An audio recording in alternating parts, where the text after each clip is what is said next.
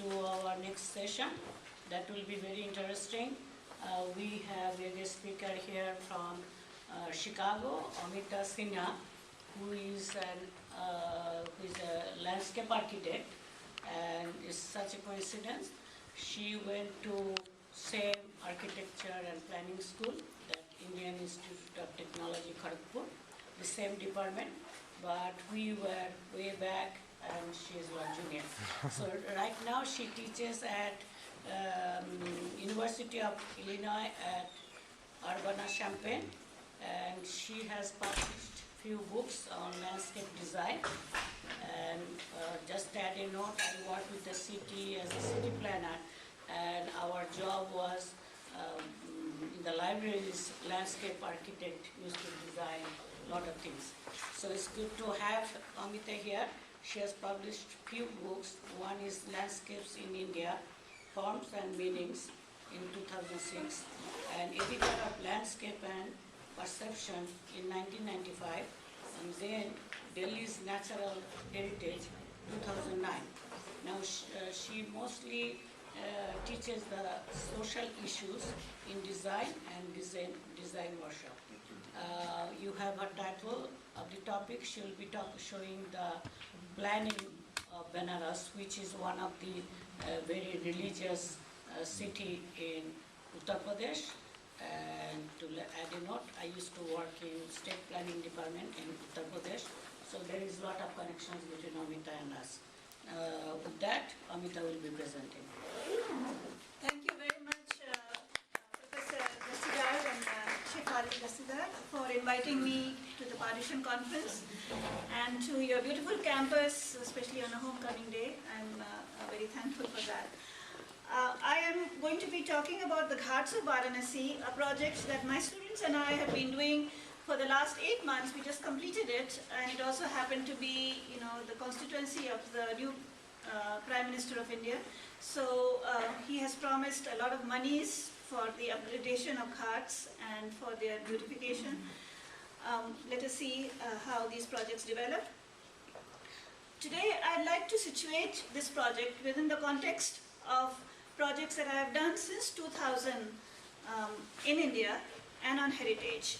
And I'd like to say a few words actually about the politics of heritage and also the theory and practice of heritage. South Asia is very rich in heritage, and to conserve it has proved to be a humongous and a challenging task. Heritage is categorized in UNESCO terms, and it's managed by the state through separate institutions. And my thesis is this, that cultural landscapes are the integrating element in various forms of heritage. They are products of a culture's view of nature and its incorporation in its belief system and way of life. And to conserve a landscape would be to protect and preserve these various forms of heritage. So what you see on this slide are images of Champaner Pavagar, a World Heritage Site in Gujarat, and the bottom two pictures are of Vishram Ghat in Mathura on the banks of Yamuna.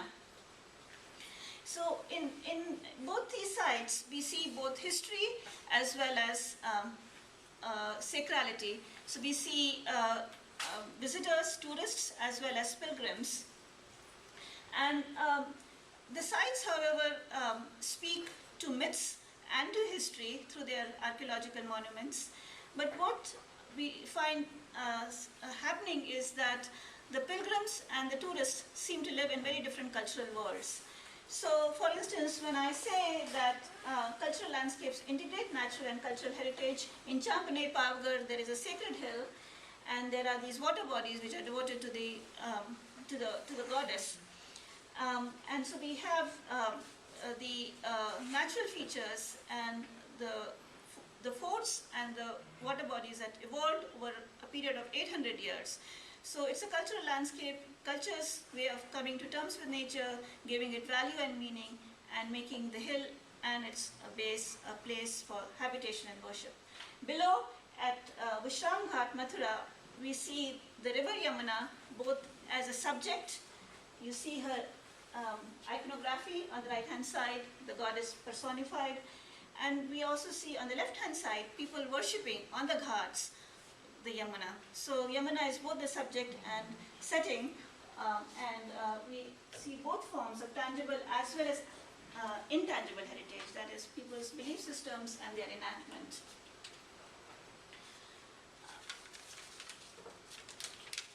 Historically, heritage management has been the purview of separate institutions governed by their own acts and policies.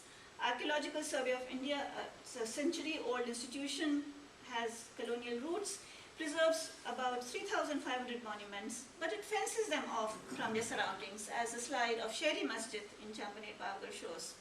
And so buildings are really preserved as I would say, dead shells, as artifacts, rather than as settings of enactments, rituals. In reality, Champaner Pavagadh's forts and the mosques and the temples are part of the settlement that evolved from somewhere, I think, 900 AD to 1535 AD. And there are very rich physical and visual links between the structures. And these relationships between the buildings and the landscape and other structures need to be preserved as much as the individual buildings themselves. So the heritage theory really should be grounded in field studies, because design fields, archaeologists, historians are used to thinking so much in monument-centric terms. They know how to measure a building, they know what the materials needed are for preservation. But what is not known is how to study a landscape, how to document it and assess its historic and sacred significance. And so I say that theory should be grounded in field studies of historic and vernacular landscapes, because many of these sites also have living communities in them. And we, my students and we use techniques like site readings and site mappings to document the cultural landscape, assess its significance, and then use grounded speculations to find ways in which we can conserve something as dynamic as a landscape.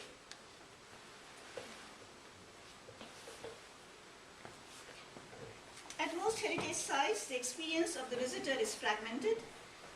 The buildings and the relics do not describe a narrative. Neither history nor myth, which I think of myth as living history, can be read as there is no interpretive frame. There is no coherent representation of the past.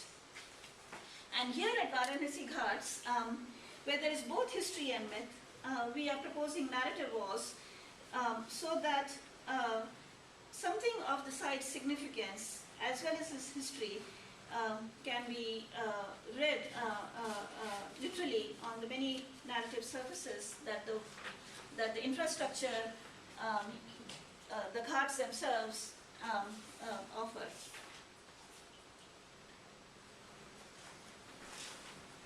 Many heritage complexes, such as the one in Champaner Pavagadh, are sacred sites as well as historic precincts, and they attract both pilgrims and tourists. However, the two cultures see the world differently. They see the same site differently. They seem to have very different place experiences. And reconciling myth and history really means that the landscape should be an interpretive frame so that the cultures do not remain disparate. That is, they are at the same place, but they are viewing differently. They are engaging differently with the site. Just to explain this a little bit, this is the Google Earth image of Champaner Pavagadh, and there is a folk art image here of the goddess of Champaner and how the Rajput ruler was tempted by her, and that led to his downfall. His army was defeated by the Islamic Sultan Mahmud Bekra from Ahmedabad. So there is a mythic view of explanation of a historic event. And at the base of the hill, a very beautiful city, Champaner, was built by Mahmud Bekra, which has the most handsome mosques in all of Gujarat, I think. And between the hill and the historic city of Champaner are highway runs. So the two sites are separated from each other. The tourists are very interested in exploring the Champanade city, which was taken over by the jungle. It was abandoned in 1535, and it's essentially a medieval city intact, if only the jungle is removed.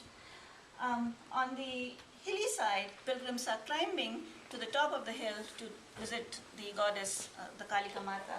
And the two never seem to really understand, what is in common, that is the site, that is the cultural landscape.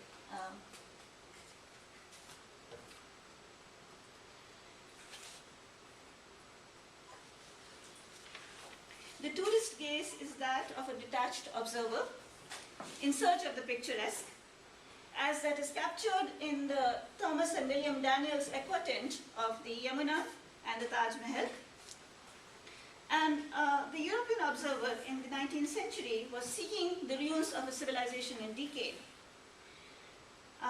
When we were asked to do the Taj Heritage Corridor in 2000, we went with the assumption that the 21st century tourist can be given the opportunity to see differently through site design.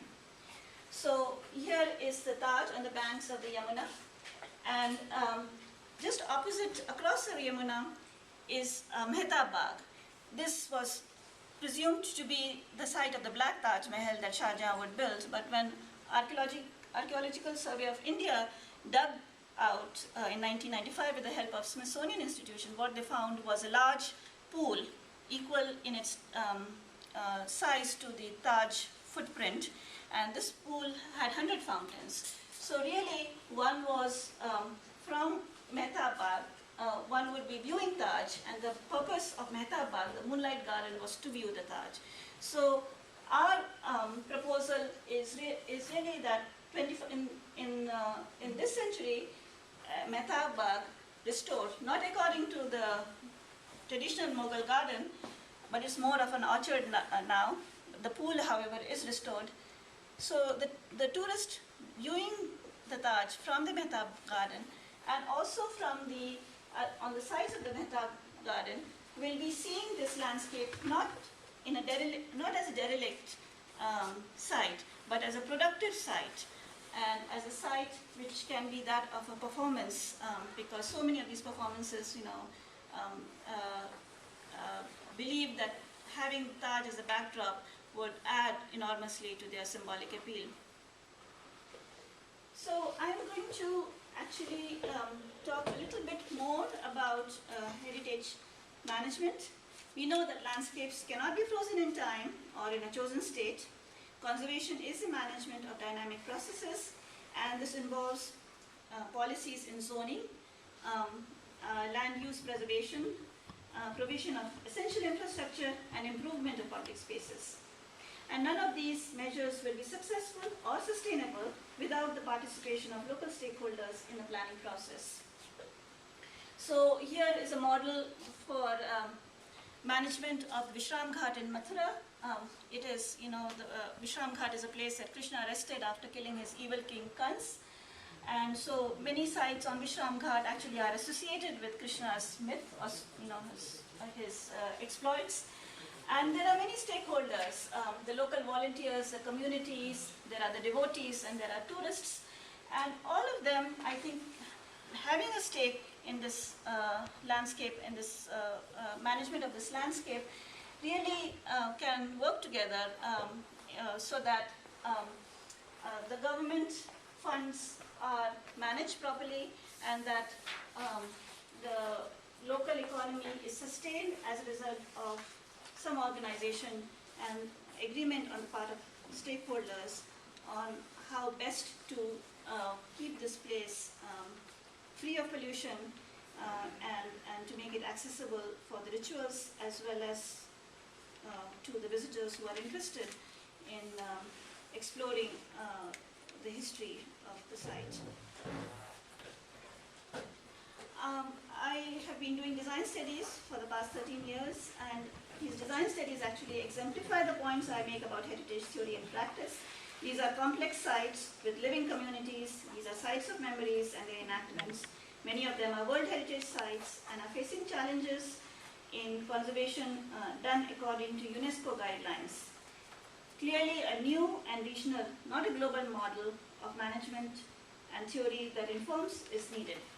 So I'm going to take you through these case studies, and in the end I'd like to spend some time on Varanasi Ghats and explain in detail what is the history and mythology and how the heritage theory that I'm proposing can best inform clearly a site which has got many challenges. So we did the Taj Heritage Corridor completed in 2001. We were invited to do Champaner Pavagadh site planning, and we did it in 2001, 3, and 5. In 2004, Champaner Pavagadh became the World Heritage Site as a result of our efforts.